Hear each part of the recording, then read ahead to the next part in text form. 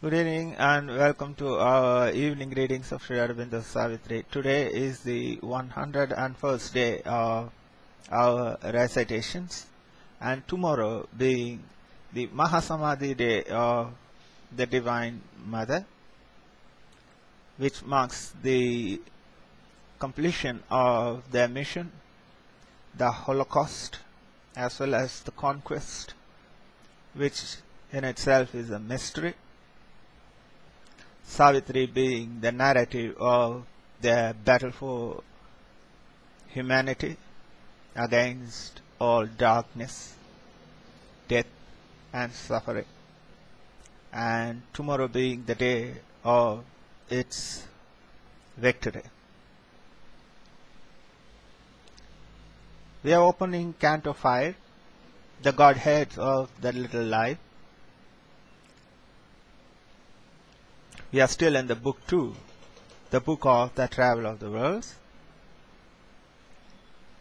the Godheads of the little life.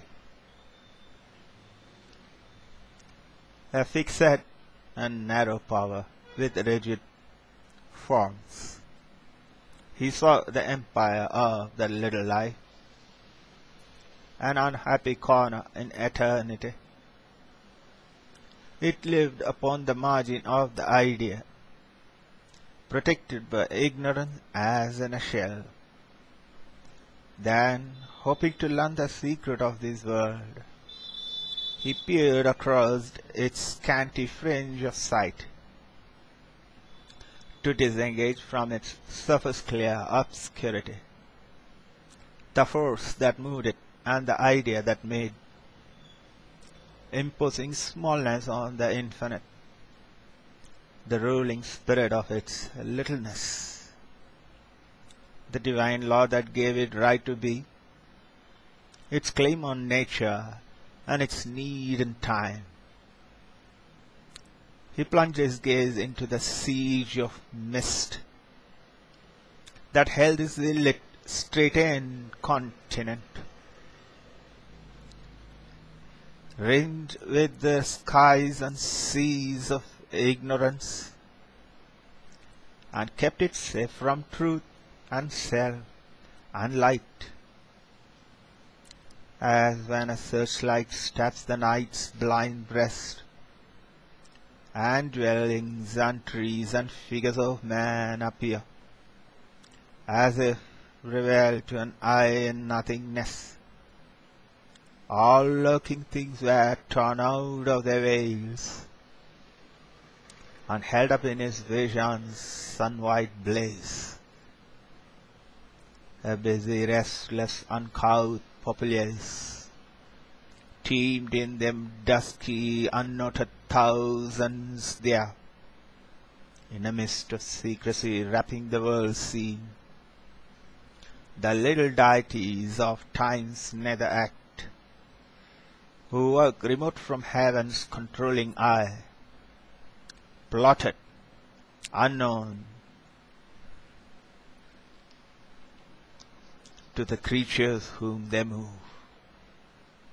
The small conspiracies of this petty reign, amused with the small contrivings, the brief hopes, and little eager steps and little ways, and reptile lovings in the dark and dust, and the crouch and ignominy of creeping life,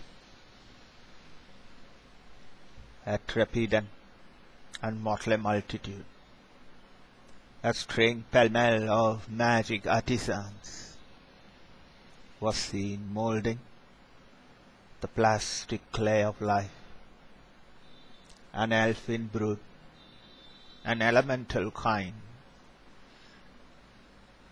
astonished by the unaccustomed glow,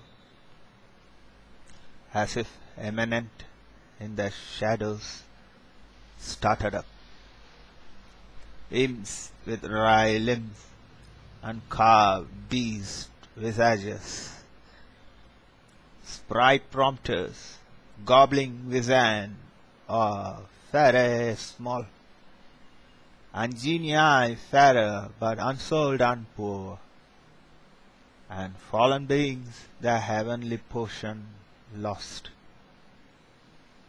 and errant divinities trapped in time's dust, ignorant and dangerous wills but armed with power, half animal, half god their mood, their shape, out of the greyness of a dim background. Their whispers come, an inarticulate force, awake in mind and echoing thought or word. To their sting of impulse the heart's sanction draw, and in that little nature do their work, and fill its powers and creatures with unease. Its seed of joy they curse with sorrow's fruit, put out with error's breath its scanty lights, and turn its surface truths to falsehood's ends. Its small emotions spur its passions drive to the abyss, or through the bog and mire, or else with the god of hard dry lust they prick, while jogs on devious ways that nowhere lead. Life's cart finding no issue from ignorance. To sport with good and evil is their law, luring to failure and meaningless success. All models they corrupt, all measures cheat, make knowledge a poison, virtue a pattern dull, and lead the endless cycles of desire through semblances of sad or happy chance to an inescapable fatality.